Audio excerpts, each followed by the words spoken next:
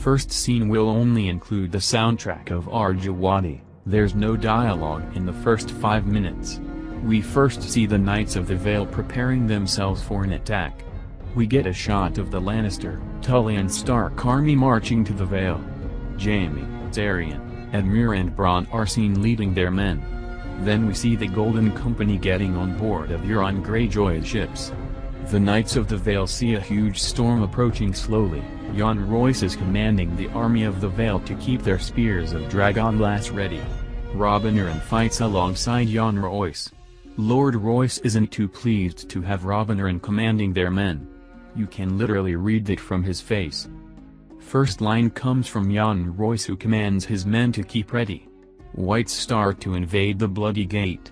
Robin Arryn is commanding the archers, but fails miserably. Inside the Eyrie, we see Lady Sansa together with Gendry and Briallyn of Tarth. Gendry says goodbye to Sansa and joins the fight. Sansa tells Gendry she hopes he'll come back. Gendry expresses his doubt. Briallyn of Tarth also wants to join the fight, but Sansa isn't too fond of that idea. She wants Briallyn to stay with her, but Briallyn says she can't save Sansa if the Whites invade inside the Eyrie as well. She swore to protect Sansa, and the best way to do that is to keep the entry of the Vale safe from the Night King's army. Sansa hugs Briallyn and thanks her for everything she has done to protect her family. Briallyn leaves to join the fight. News reaches Dragonstone that the Golden Company is on their way to attack Queen Daenerys. Daenerys commands her remaining Unsullied and Dothraki to protect Dragonstone from invading there. Varys advises her to leave Dragonstone immediately.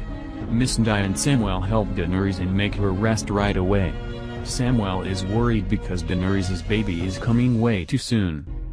Then we see 3 White Walkers from a distance watching how the Whites win from the Knights of the Vale.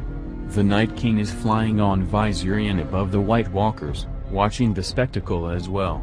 Viserion apparently has lost one of his eyes and his right wing got gravely injured. Briallyn is fighting for her life. Robin Arryn is almost attacked by several Whites and runs away to hide inside of the Eyrie. Sansa confronts him that he promised to fight with his men, but Robin expresses his lack of interest in the survival of his men. Brienne, Lord Royce and Gendry continue to fight, but it looks like a losing side until now. The White Walkers now start to invade the Eyrie as well. A roaring undead dragon can be heard. One blue-eyed undead Viserion flies above Lord Royce and his men and sets them afire. Then we hear the roaring of another dragon. The Night King looks behind and sees Jon Snow on Drogon helping the Lord of Vale out.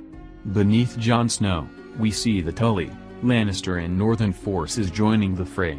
Lots of Whites are set afire by Drogon while the Westerosi armies slaughter them. It looks like the dragon fire doesn't affect the White Walkers, though. Bronn manages to kill a White Walker with 2 spears of Dragonglass. Jaime sees that Briallyn is getting in trouble with another White Walker. She gets stabbed right in the guts, and that's when Jaime goes mad and stabs the WW from behind. Briallyn is dying and Jaime holds her in her arms. She asks Jaime to keep Sansa and Arya safe, as she promised it to Lady Catelyn. Jaime says he will do that for her. Briallyn's last words are that Jaime is an honorable man. She dies in his arms. Arya, the Hound and Nymeria are entering a snowy King's Landing. The Hound remarks that he hasn't missed the stinking city at all, and Arya agrees. Arya notices that the city has changed a lot since she has left and walks past a destroyed Sept of Baelor. To be in the same place again reminds her of Ned Stark. She tells the Hound it's time to pay the Lannisters their debts. Daenerys is starting to labor. It's Samwell and Missandei who help her with it. Varys witnesses how a smaller part of the Golden Company is invading the shores of Dragonstone. The Unsullied try to stop them from entering the stairs to the castle.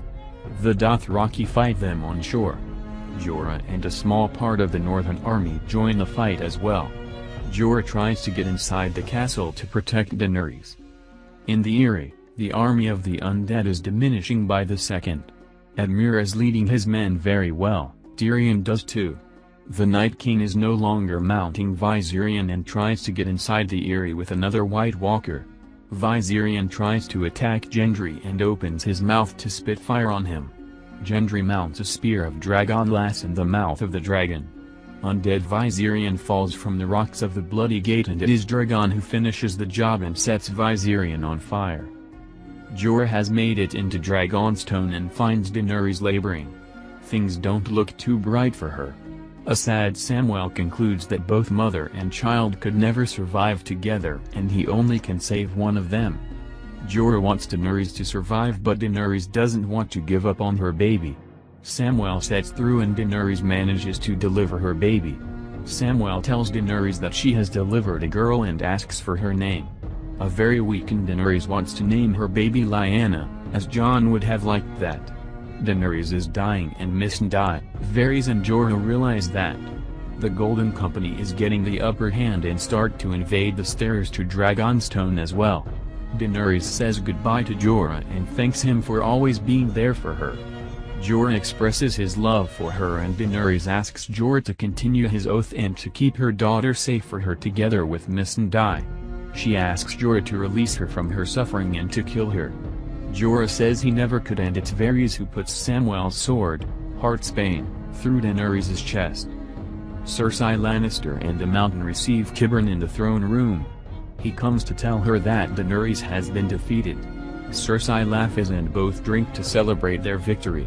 Cersei begins to feel dizzy and the audience realizes that it's Arya with Qyburn's face. She has poisoned Cersei with Jaehaerys vial. Qyburn starts to confront her and Cersei realizes that something is not right here. That's when Arya makes her identity known. She tells Cersei that a lion should never have fought with a pack of wolves. Cersei begs the Mountain to kill off Arya, but Arya tells her that won't help. She brings in Nymeria and the Hound to finish the job. Nymeria gravely injures Cersei and the Hound combats with the Mountain. It's Arya who finishes Cersei and slits her throat. Nymeria and the Hound destroys the Mountain, but he doesn't seem to die. The Mountain loses his helmet at some point, and that's when the Hound manages to burn his face with fire. The Mountain is left to die and the Hound, Arya and Nymeria leave the Red Keep. The commanders of the Golden Company have entered the castle and order Varys to hand over Daenerys to them. Varys tell them that Daenerys has died and the commanders clear Varys out of their way and stab him. They indeed find Daenerys' body and take her body with them to bring it to Queen Cersei. Samwell is able to hide himself together with Missandei and Dany's baby. The Golden Company retreat back to King's Landing. Euron Greyjoy arrives back in King's Landing to find out that Queen Cersei has been slaughtered. He pretends to be saddened by her death. Jon Snow and Sansa Stark arrive back in Dragonstone to find out that everyone has been slaughtered.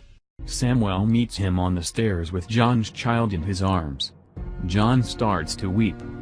He asks if Daenerys has made it, but Samwell is sad to tell him she has not. He tells him she named their daughter Lyanna Targaryen.